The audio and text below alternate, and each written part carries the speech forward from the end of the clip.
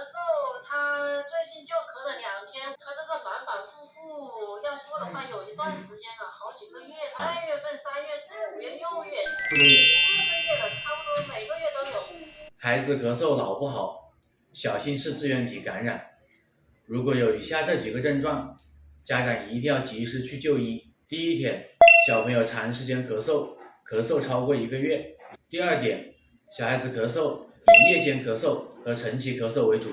咳嗽比较频繁。第三点，支原体咳嗽的小朋友大部分是以干咳为主，然后后期可能会咳痰。第四点，支原体咳嗽的小朋友往往伴有脾胃不好，容易出虚汗，容易积食，大便偏干。如果您家孩子咳嗽符合以上这几点情况，一定要及时就诊，以免耽误小朋友的病情。其实从中医的角度来看，只要小朋友反复咳嗽、长期咳嗽，我们就可以找准病位、病性，对症用药。这就是一个体虚咳嗽，因为小朋友脾胃功能差，容易出虚汗，体内的寒邪排不出去，所以小朋友风一吹或者冷热天气一变化，它就会引起一个剧烈的咳嗽。用温药把寒邪去掉，然后通过调理脾胃，恢复小孩子的一个抵抗力，